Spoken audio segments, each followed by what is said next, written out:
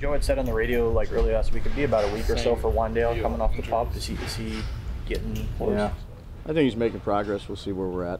But not today. Not today. Nope. Is Cole banged up, or is he just getting rest? No, he's got a little something. He got a leg. And no go for today. Will he practice? No.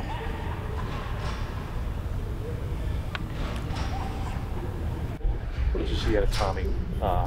Vito? Yeah, and what what? Yeah. I think he's made steady improvement since he's been here. It's a lot to learn, at that position as a rookie. I thought he, all the things that you have to do to play quarterback before you even have to play the position. Getting the play call, communicating, knowing who's in the huddle you're playing with, knowing what they're doing on the other side. All the stuff pre-snap I thought he did a good job with, and then he made some good decisions, made some nice throws. Did a pretty good job for his first time out. Is there an element to him even? And then he got to throw a pass to another Don Bosco guy. So, well, that's true. Yeah.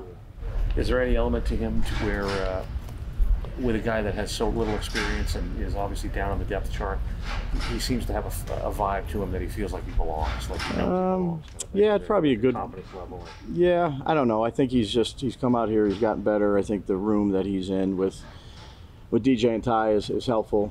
Two good vets that do it the right way. So I think he's made progress since he's been here. Brian, with your time dealing with a lot of different quarterbacks, can you teach instinct, or is that just something improvisation, instinct, things like that? Yeah, I'd say instinct overall, regardless of the position, is really a tough thing to teach. Some guys just have it, just whether it's a quarterback, a defensive back, a receiver. Well, why'd you do this here? And they felt, I just felt it, and I think instinct is hard to evaluate.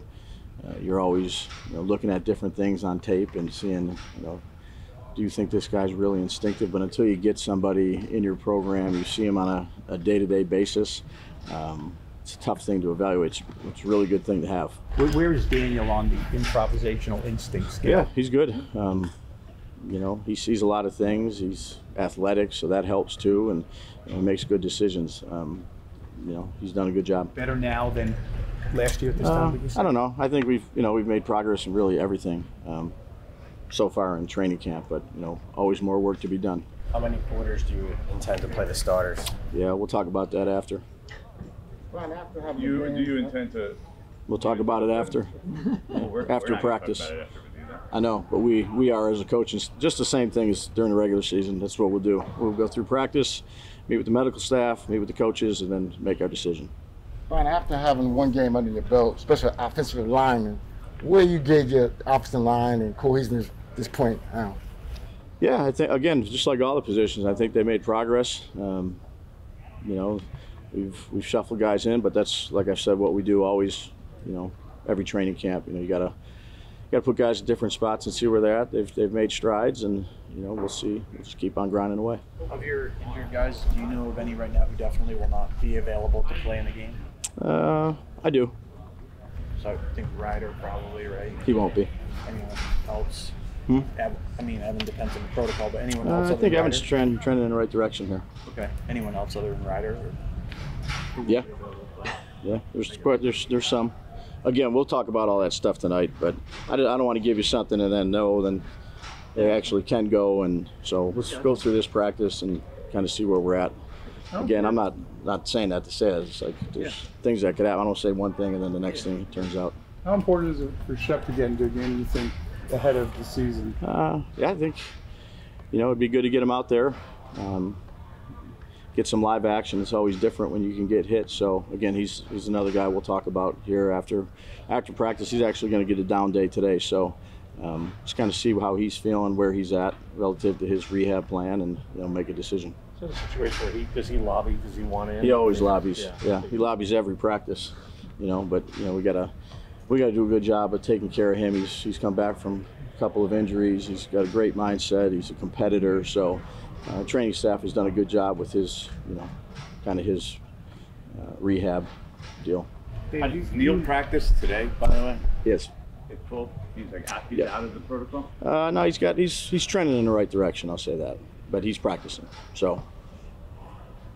you and Joe always talk about alignment, and but when it's the scouting process, it seems like your assistant coaches, you really rely on your assistant coaches to be involved. You've gotten guys like Hawkins and Riley already as rookies, late run rookies, to contribute. How big of a part is that for you? Do you think that? Yeah, no, that's a good question. Yeah, no, there's, I think we work hand in hand. Joe, his staff, all the scouts, and then myself and all the coaches. We really are, we really work well together. We don't always agree on everything, but I'd say there's very productive conversations during that time, during the March and the April before the draft. We send a lot of coaches out to do workouts. We bring some guys in on visits. We brought Trey on a visit, just specifically talking with Rome.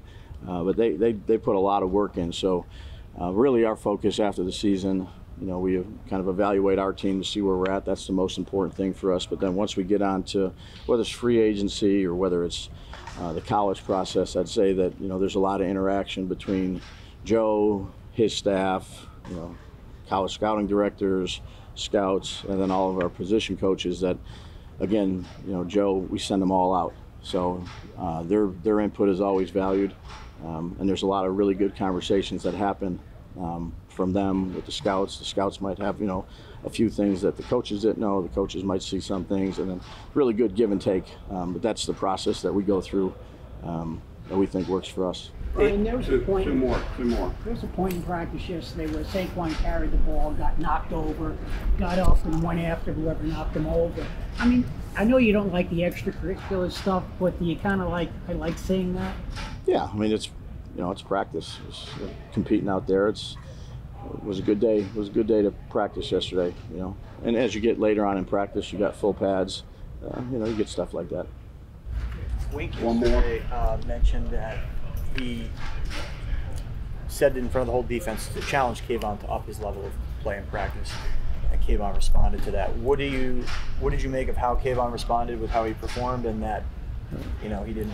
Yeah, I just say in general we try to do that with every player. Coach our players, tell them things that they're doing well, correct them on things they're not, and that's what we do on a day-to-day basis. It's not specific to one guy. I'd say that's all of our jobs to do.